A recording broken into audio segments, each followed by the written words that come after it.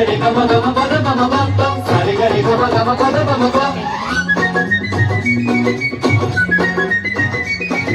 రి గమ గమ పమ పద ని ద పద ద రి గమ గమ పమ పద ని ద పద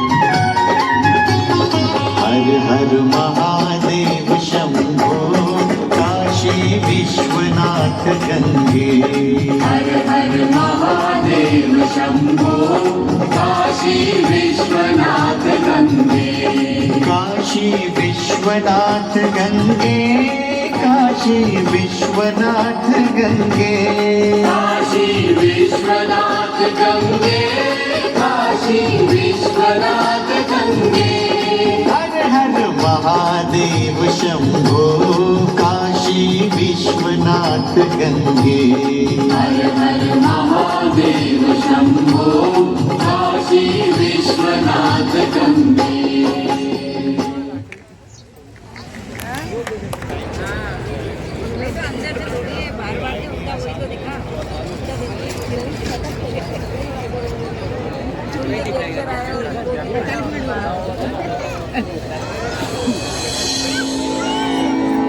नमो गंगाय यमुनयोर्मध्ये वसन्ते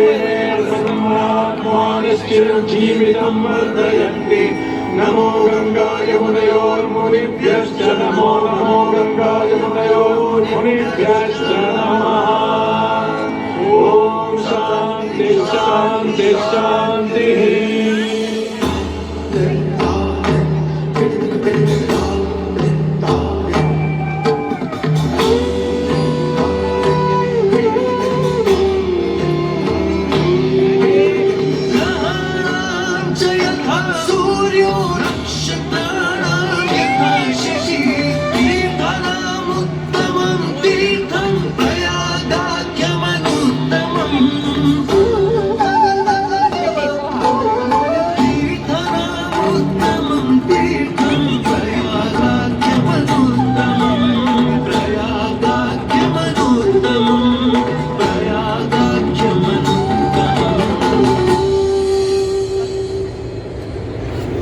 सूर्य ग्रहों में श्रेष्ठ है और चंद्रमा नक्षत्रों में श्रेष्ठ है।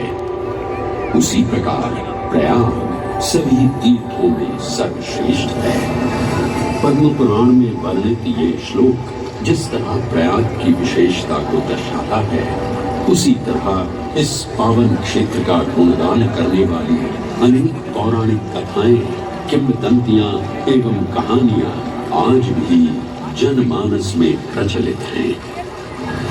ऐसी ही एक पौराणिक कथा है जो भगवान ब्रह्मा को प्रयाग से जोड़ती है।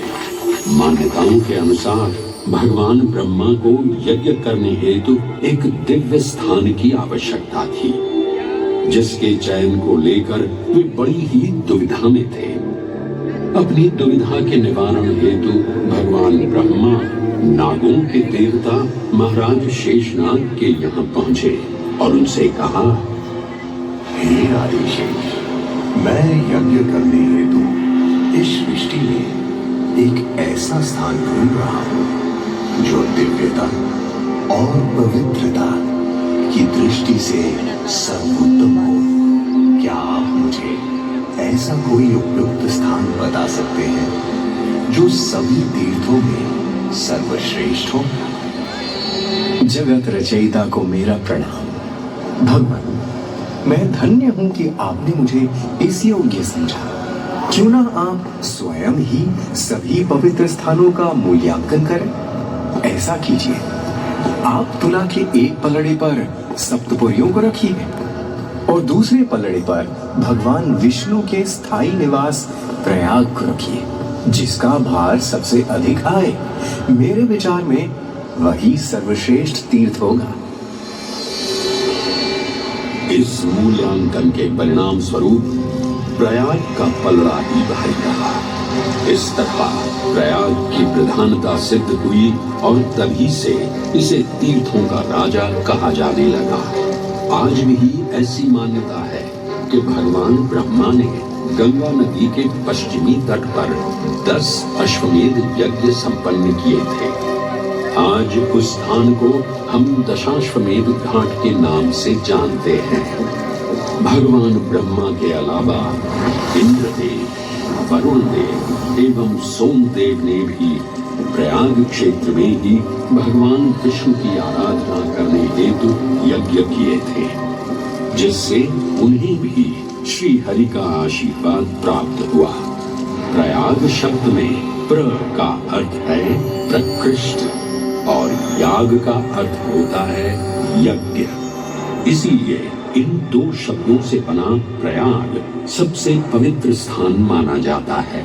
प्रयाग ही संसार में एकमात्र ऐसा पावन क्षेत्र है जहां 3 पवित्र नदियों का संगम होता है। इस संगम का भी एक अनूठा महत्व है।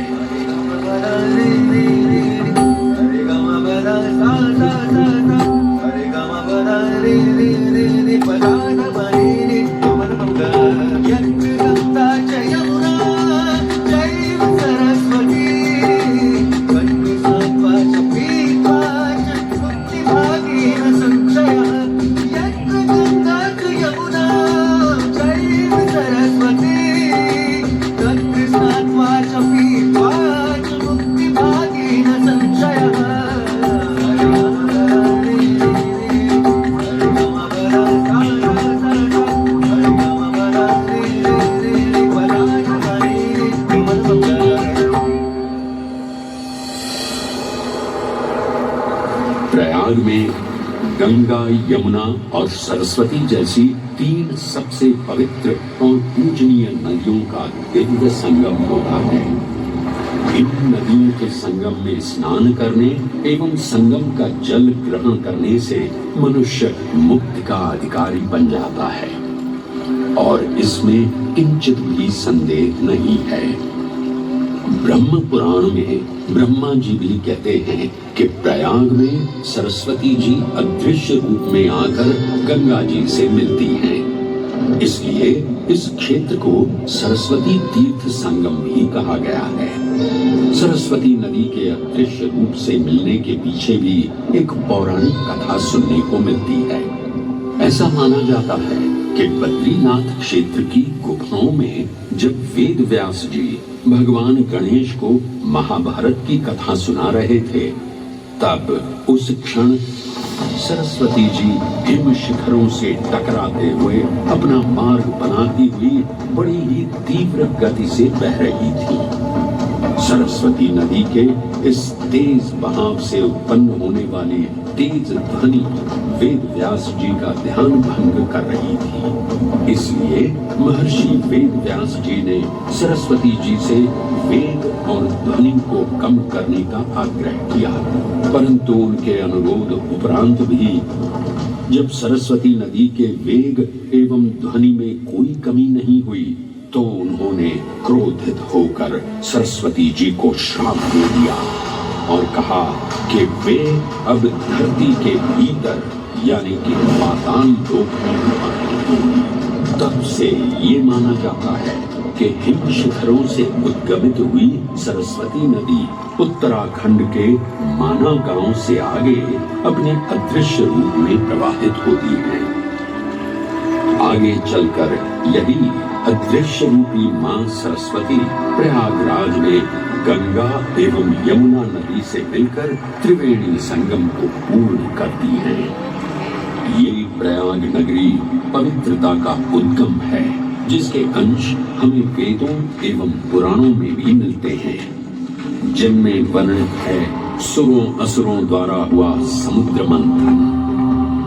अमृत प्राप्ति के लिए सुरों और असुरों ने एकजुट होकर क्षीर सागर का मंथन किया, जिसके संदर्भ में पुराणों में विभिन्न कथाएं देखने को मिलती हैं।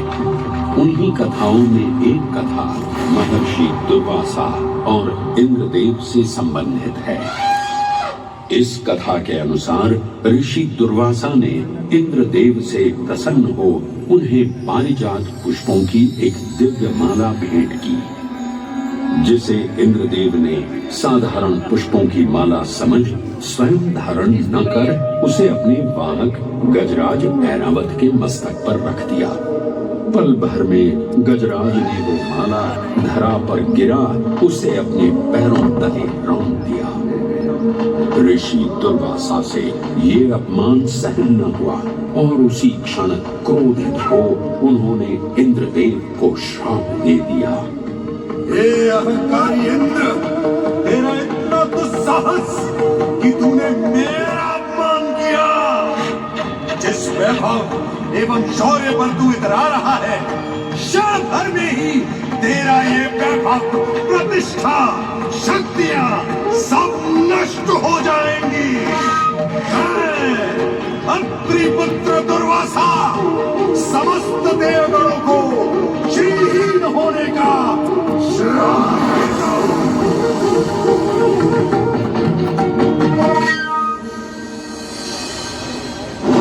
इस श्राप के परिणाम स्वरूप स्वर्गलोक से लेकर वैकुंठ धाम तक का सारा वैभव चला गया।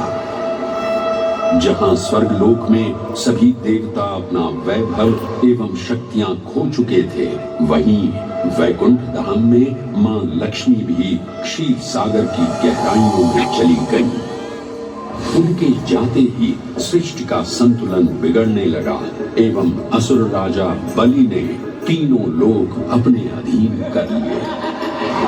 ये सब देखकर सभी देवतागण अपने श्राप के निवारण हेतु भगवान विष्णु की शरण में जा पहुंचे और कहने लगे, हे पालनहार, हे स्वामी, अब आप ही हमें इस श्राप से मुक्त होने का मार्ग बता सकते हैं, अन्यथा हम अपनी शक्तियों से सदैव वंचित ही रहेंगे और युद्ध में कभी भी असुरों का सामना नहीं कर पाएंगे।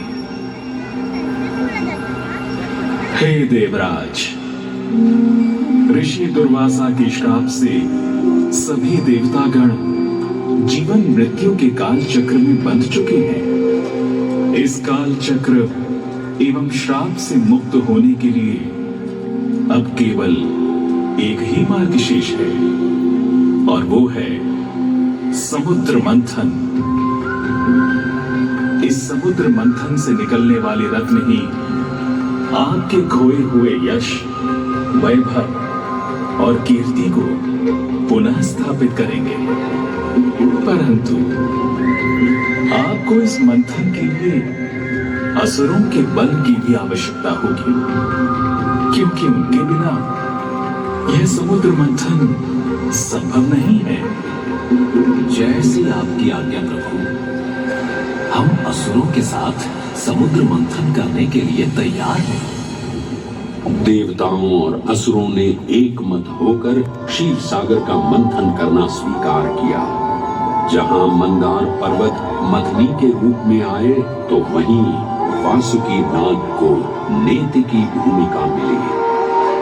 भगवान विष्णु ने स्वयं कूर्म अवतार धारण कर मंदार पर्वत को उसका आधार प्रदान किया।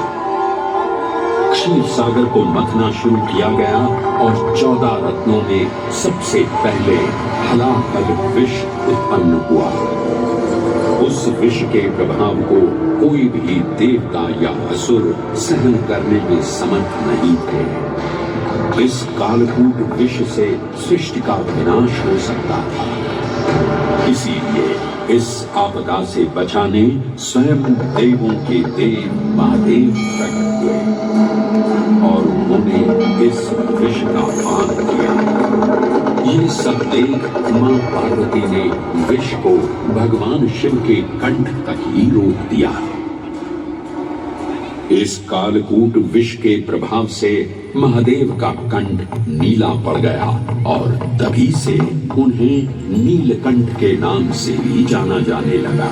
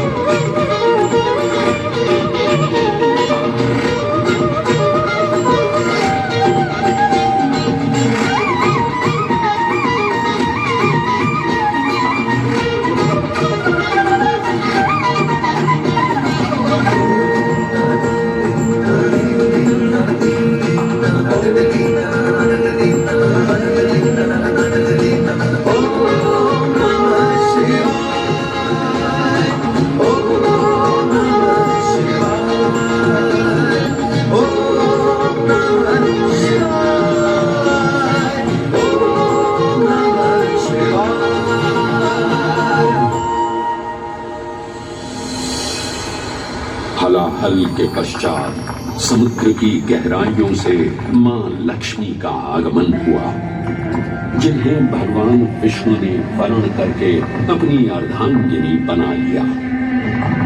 इसके पश्चात समुद्र मंथन से एक एक कर कामधेनु गाय, पारिजात वृक्ष, चंद्र, कल्प वृक्ष, अपार सुंदर अप्सराएं, गंधर्व, शंख, उच्चैःषवा, वारुणी एवं कौस्तुभ मणि जैसे अनेक रत्न उत्पन्न हुए। लेकिन सभी को जिस रत्न की सबसे अधिक प्रतीक्षा थी, उस रत्न का निकलना अभी बाकी था।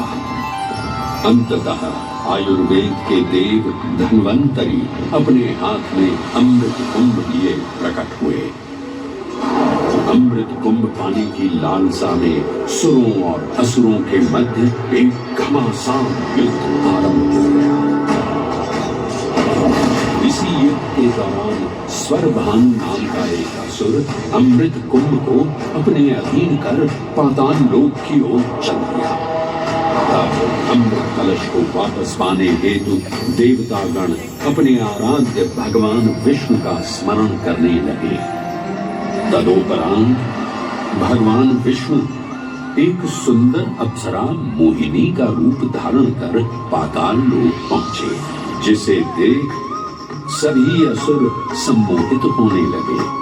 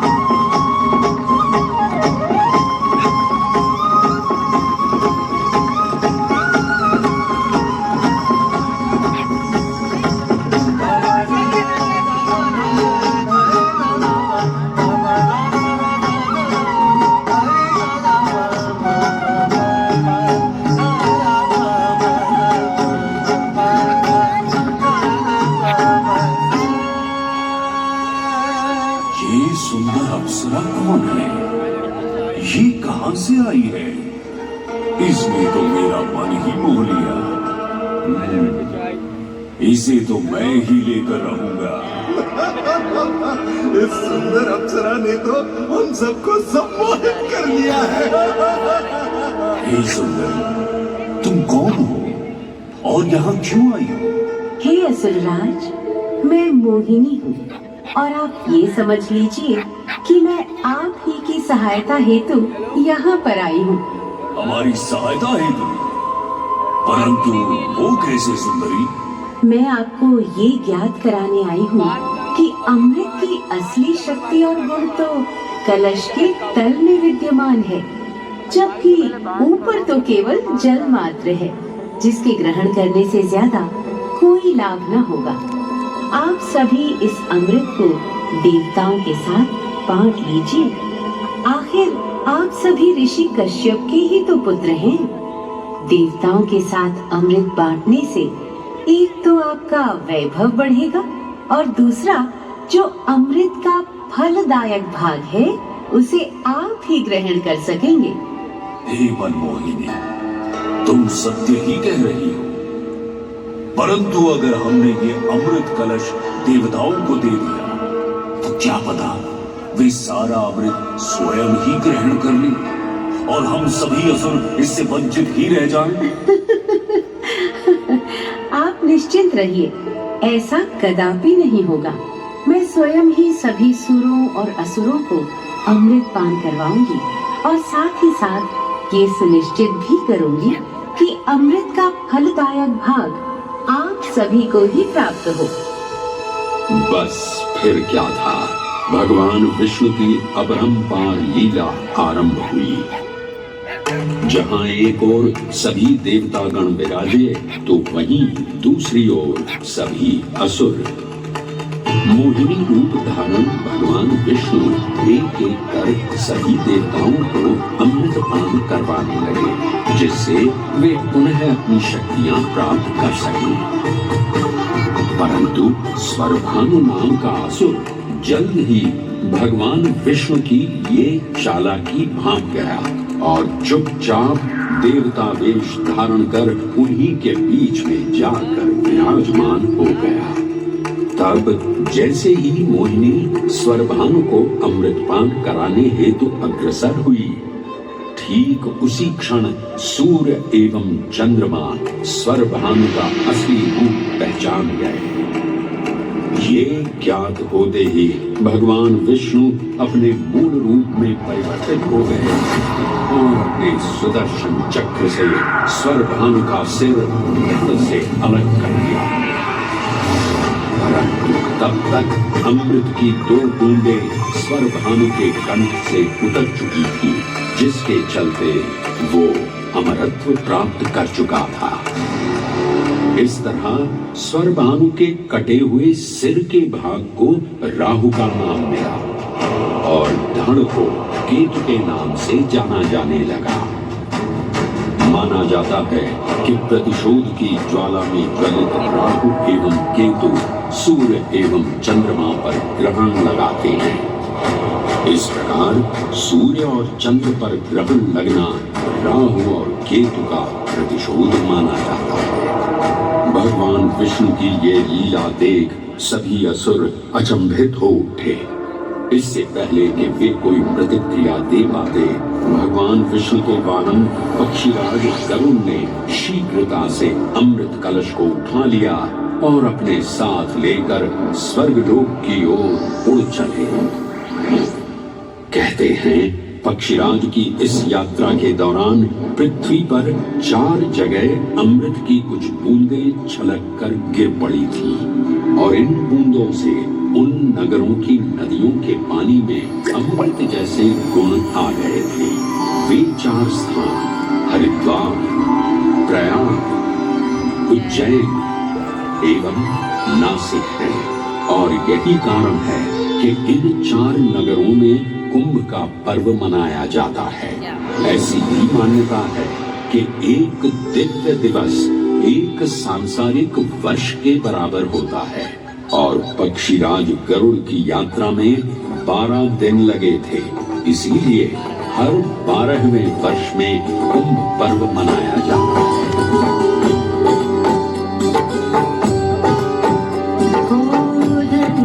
मेरा धर्म सनातन, अमृत यहाँ की जलधारा। धन्य है मेरा धर्म सनातन, अमृत यहाँ की जलधारा। भक्त जनों का हुआ समागम, खुशियों का जय जयकारा, खुशियों का जय जयकारा। गंगा यमुना सरस्वती का संगम, तीनों में समाया सृष्टि का राग, सृष्टि का राग। त्रिवेणी नहाए जो पाए वो मुक्ति, हर एक बूंद यहाँ ईश्वर का परा, ईश्वर का परा। रोशन है धरती और गगन, रोशन है कुटुंब है, कुंभ है महाकुंभ है, कुंभ है महाकुंभ है, कुंभ है महाकुंभ है, कुंभ है महाकुंभ है। ओ गंगा की कथा जीवन को पावन करता कुंभ है, महाकुंभ है। संगम देवों की महिमा का गुणगान करता कुंभ है, महाकुंभ है, महाकुंभ है। महाकुंभ है, महाकुंभ है।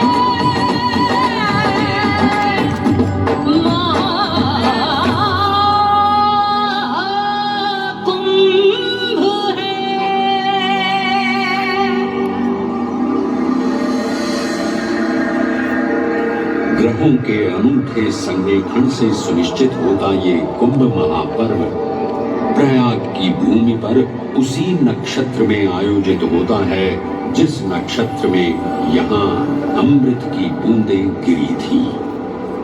गणनाओं के अनुसार जब बृहस्पति वृषभ राशि में और सूर्य चंद्रमा मकर राशि चक्र में प्रवेश करते हैं तब प्रयागराज में कुंभ पर्व आयोजित किया जाता है। सनातन धर्म की प्राचीनतम धरोहर माना जाने वाला ये कुंभ पर्व भारत ही नहीं बल्कि विश्व भर से आए करोड़ों श्रद्धालुओं का स्वागत करता है। कुंभ पर्व केवल एक पर्व ही नहीं बल्कि एक तीर्थ का अवसर भी है जहां लाखों करोड़ों श्रद्धालु कल्पवास के नियमों का पालन करते हैं। पौष पूर्णिमा से लेकर माघ पूर्णिमा तक चलने वाले कल्पवास के दौरान तीर्थालु सांसारिक सुखों को त्याग कर तपस्वी संतों की तरह कुटिया में रहते हैं। उनकी दिनचर्या ब्रह्म मुहूर्त में गंगा स्नान से शुरू हो संध्या वंदना और भजन कीर्तन जैसे आध्यात्मिक कार्यों के साथ रात्रि तक समाप्त होती है। श्रद्धालु दिन में केवल एक ही बार भोजन ग्रहण कर मानसिक रूप से धैर्य, अहिंसा और भक्ति भाव में लिप्त रहते हैं। ऐसी मान्यता है कि जो कल्पवासी मोक्ष की अभिलाषा लिए कुंभ पर्व में कल्पवास के नियमों का पालन करते हैं उन्हें मोक्ष अवश्य ही प्राप्त होता है। पारंपरिक रूप से इस आध्यात्मिक पर्व की औपचारिक शुरुआत का श्रेय 8वीं शताब्दी के हिंदू दार्शनिक और संत आदि शंकराचार्य को दिया जाता है। उन्होंने न केवल 4 पवित्र मठों पुरी, श्रृंगेरी, द्वारका और बद्रीनाथ की स्थापना की थी बल्कि सन्यासी परंपरा को जीवित रखने हेतु 10 नाम सन्यासी व्यवस्था का गठन भी किया था जिसके अंतर्गत निर्वाणी, अटल, निरंजनी, आनंद, जूना, आवाहन और अग्निसात नामक 7 अखाड़े निर्मित हुए। आदि शंकराचार्य का उद्देश्य शास्त्रों के ज्ञान को आपस में साझा कर सनातन धर्म के दार्शनिक आधारों को सुदृढ़ और परिपक्व करना था। अतः धर्म की सभी शाखाओं को संगठित रखने हेतु आदि शंकराचार्य ने प्रयाग की भूमि पर कुंभ पर्व को पुनः आयोजित किया। आज के इस दौर में कुंभ पर्व की महत्ता का अनुमान इसी बात से लगाया जा सकता है कि यूनेस्को द्वारा मानवता की अमूर्त सांस्कृतिक विरासत की प्रतिनिधि सूची में इस पर्व को शामिल किया गया है।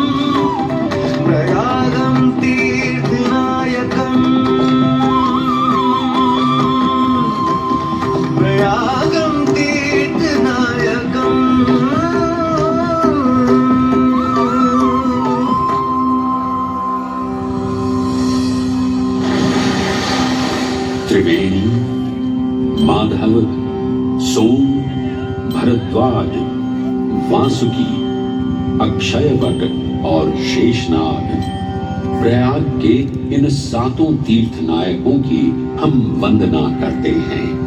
परंतु उक्त 7 तीर्थ नायकों में वेणी माधव का ही प्रमुख स्थान है। त्रिवेणी संगम में स्नान के साथ साथ श्रद्धालु वेणी माधव मंदिर में दर्शन कर भगवान विष्णु का आशीर्वाद भी प्राप्त करते हैं।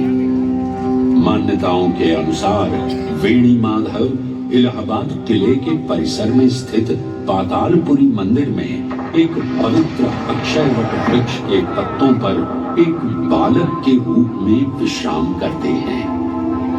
पौराणिक कथाओं के अनुसार अक्षयवट एक शाश्वत वृक्ष है जो भगवान विष्णु का स्थायी निवास है, जहां से वे सृष्टि का पुनः निर्माण करते हैं। त्रेता युग में भी अक्षयवट वृक्ष का उल्लेख देखने को मिलता है। कहा जाता है कि भगवान श्री राम, माता सीता एवं अनुज लक्ष्मण अपने वनवास काल में इस स्थान पर आए थे। वैसे तो भगवान श्री राम का वनवास प्रयाग में श्रृंगी ऋषि को समर्पित श्रृंगवेरपुर धाम से आरंभ होता है। ये वही स्थान है जहां निषाद राज गुह ने भगवान श्री राम, माता सीता और अनुज लक्ष्मण को गंगा पार जाने के लिए सहायता प्रदान की थी। श्रृंगवेरपुर से प्रभु श्री राम ऋषि भरद्वाज के आश्रम पहुंचे थे। भरद्वाज मुनि बसहि प्रयागा, गोस्वामी तुलसीदास जी ने रामचरितमानस में ऋषि भरद्वाज का निवास स्थान प्रयागराज ही बताया है।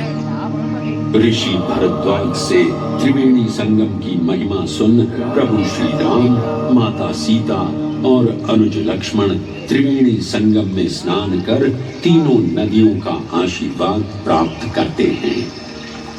इसी कड़ी में एक प्रचलित कथा के अनुसार संगम तट पर ही माता सीता ने प्रभु श्री राम से महादेव और परम शक्ति मां पार्वती की आराधना करने की अपनी मनोकामना को व्यक्त किया था, जिसके उपरांत प्रभु श्री राम ने यमुना तट पर भगवान भोलेनाथ और मां पार्वती को समर्पित एक मंदिर का निर्माण करवाया था, जिसे आज हम मनकामेश्वर मंदिर के नाम से भी जानते हैं। त्रेता युग में स्वयं प्रभु श्री राम ने माता सीता के साथ इसी मंदिर में भगवान शिव एवं मां पार्वती की पूजा अर्चना कर उनसे आशीर्वाद प्राप्त किया था। महादेव के इस प्राचीन मंदिर से अगर थोड़ा आगे चले तो उन्हीं के अंशावतार पवन पुत्र हनुमान जी का मंदिर भी विद्यमान है। जय जय महाबली हनुमान, महावीर हनुमान, पवन पुत्र हनुमान।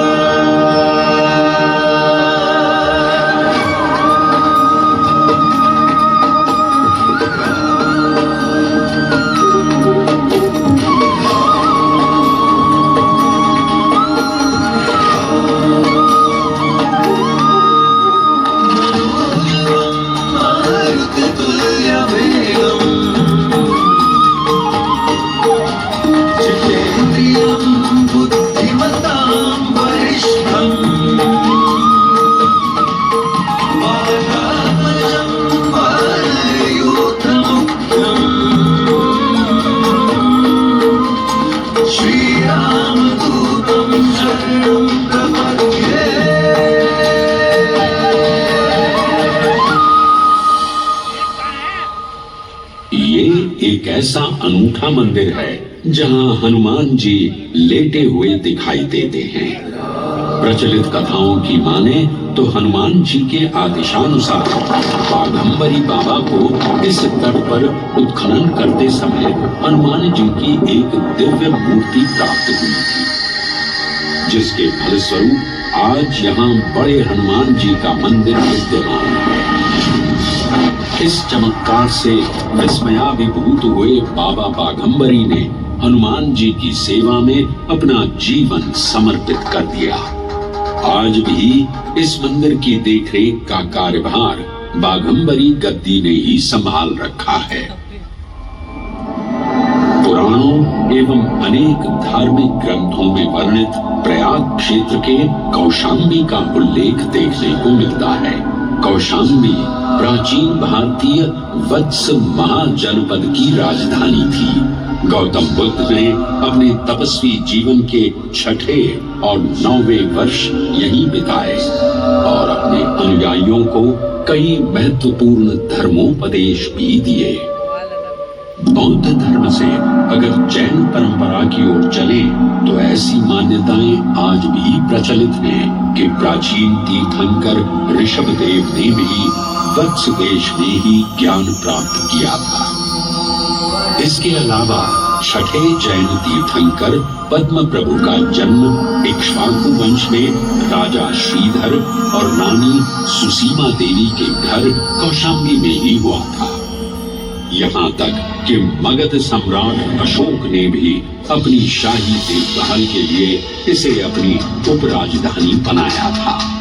तथ्यों को टटोले तो अशोक की लाट आज भी इस क्षेत्र में देखने को मिलती है।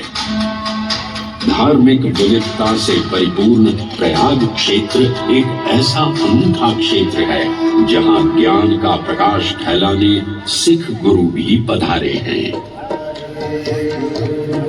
प्रयागराज के अहियापुर में स्थित गुरुद्वारा पक्की संगत साहिब इसी की एक बेजोड़ निशानी है।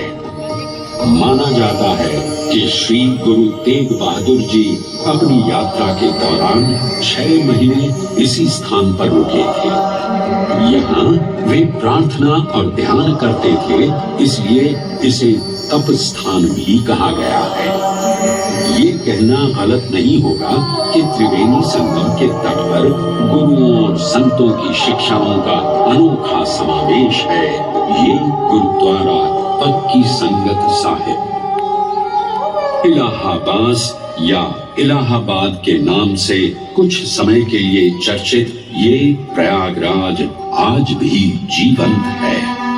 धर्म और संस्कृति का अनूठा इतिहास संजोए हुए तीर्थराज प्रयागराज में वेणी माधव, शिव और शक्ति के विभिन्न स्वरूप आज भी विद्यमान हैं, जो इस पावन क्षेत्र को अद्वितीय बनाते हैं।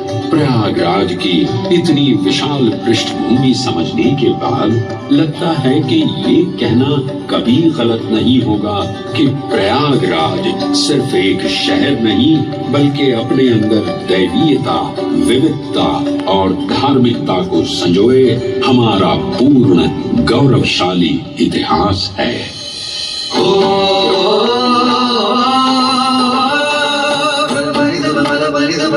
सा सा सा सा सा